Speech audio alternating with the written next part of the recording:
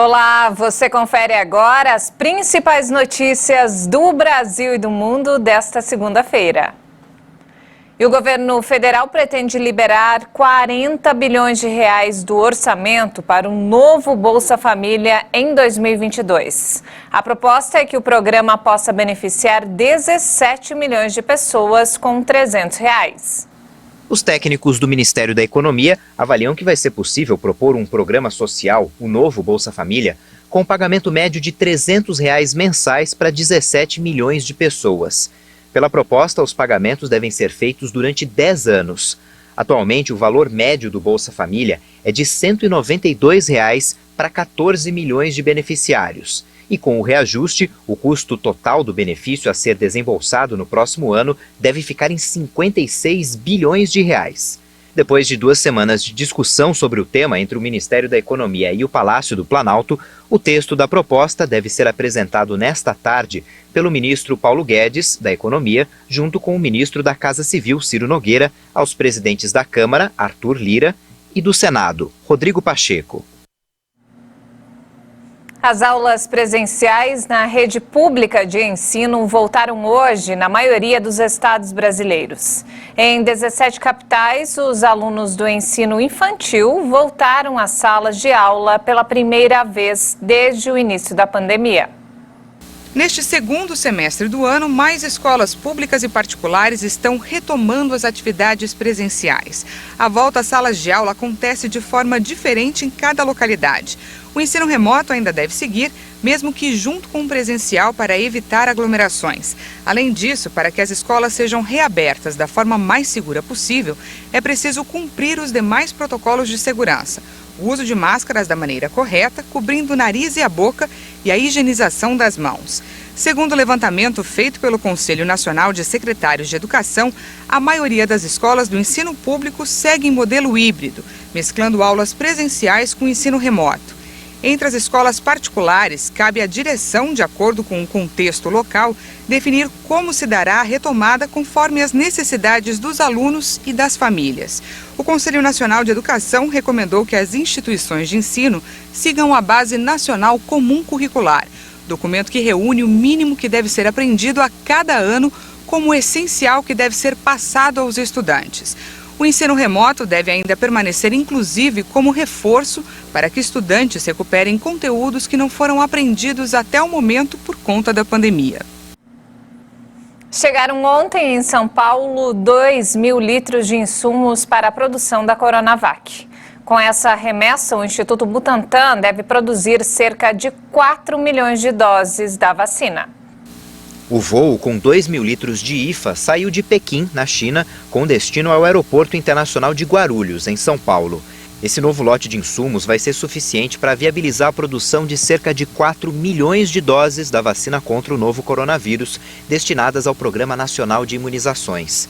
A matéria-prima, enviada pela biofarmacêutica Sinovac, parceira do Butantan, vai passar pelos processos de envase, rotulagem e embalagem. E antes de serem disponibilizadas para a população por intermédio do Ministério da Saúde, as doses passam por um rígido processo de controle de qualidade. Até o momento, o Butantan disponibilizou 63 milhões de doses do imunizante ao Ministério da Saúde desde janeiro deste ano, quando o uso emergencial da vacina foi aprovado pela Agência Nacional de Vigilância Sanitária. E nos destaques internacionais, o preço das vacinas anti-Covid da Pfizer e da Moderna subiu após as mudanças feitas para adaptar os imunizantes às novas cepas. Estudos preliminares mostram eficácia contra a variante Delta. A informação é do secretário de Estado francês para assuntos europeus, Clément Beaune, confirmando uma notícia publicada pelo jornal Financial Times. Segundo a publicação, que teve acesso ao contrato concluído com a União Europeia, o preço da vacina da Pfizer aumentou de € 15,50 para € 19,50 a unidade e a da Moderna de € 19 para € 21,50. O reajuste ocorreu em pleno aumento de casos no velho continente por causa da variante Delta. contra a qual as vacinas das americanas Pfizer e Moderna devem ser eficazes para evitar formas graves da doença, conforme os primeiros estudos. Bruxelas sempre se opôs a revelar o preço de seus pedidos do imunizante. Em maio, a União Europeia fechou um novo contrato com a Pfizer-BioNTech para comprar 1 bilhão e 800 milhões de doses de sua vacina até 2023, mas não informou o preço. A presidente da Comissão Europeia, Ursula von der Leyen, anunciou em julho que alcançou seu objetivo de contar com o número de doses suficientes para vacinar 70% dos europeus adultos, cerca de 336 milhões de pessoas. E ainda falando sobre coronavírus, olha só, a China enfrenta o pior surto de Covid-19 desde o início da pandemia em Wuhan. Quase metade das 32 províncias do país registram altas nos casos nas 2 últimas semanas. A alta de casos é influenciada pela variante Delta. Milhões de pessoas se mantiveram confinadas em casa no momento em que o país tenta conter o maior foco de contaminações pelo novo coronavírus em meses. Enquanto isso, autoridades realizam testes em larga escala e impõem restrições às viagens. Os chineses informaram 55 novos casos de transmissão local pelo vírus, influenciado pela variante Delta. A cepa de rápida propagação já atingiu mais de 20 cidades e uma dezena de províncias chinesas. Pequim havia conseguido reduzir os casos locais a praticamente zero. Mas um recente surto registrado entre funcionários do Aeroporto Internacional de Nanjing provocou mais de 360 casos nas últimas 2 semanas. Com isso, autoridades da China bloquearam a entrada de turistas durante a temporada de viagens do verão. Apenas viajantes considerados essenciais com testes negativos são autorizados a entrar na capital chinesa. Colômbia e Panamá enfrentam uma crise migratória na fronteira dos 2 países. Milhares de pessoas tentam passar por lá para chegar aos Estados Unidos. Milhares de imigrantes, incluindo menores e mulheres grávidas, esperam no porto colombiano de Necoclí por barcos que os levem à fronteira com o Panamá, a próxima parada em sua viagem para os Estados Unidos ou Canadá. A situação gerou uma crise migratória entre a Colômbia e o Panamá.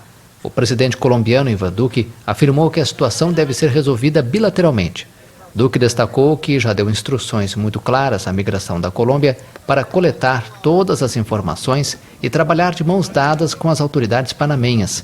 Os migrantes devem cruzar o Tapón del Darién, um corredor de floresta de 266 quilômetros entre a Colômbia e o Panamá, que se tornou uma etapa obrigatória para a imigração irregular da América do Sul para a América do Norte. De acordo com dados oficiais, este ano, 27 mil pessoas cruzaram o Darién. E olha só que bacana, um zoológico na região central da França está em festa. A panda gigante Wan Wan deu à luz 2 filhotes. Os bebês são parte da família de pandas do Zooparque, que já inclui o pai, Yuan Zi, e seu irmão, Yuan Meng, nascido em 4 de agosto de 2017.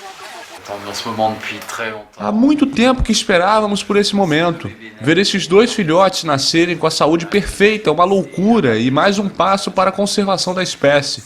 O nascimento impacta na conscientização de milhões de franceses sobre a proteção e conservação de nossa biodiversidade tão ameaçada. É muito legal, uma oportunidade incrível.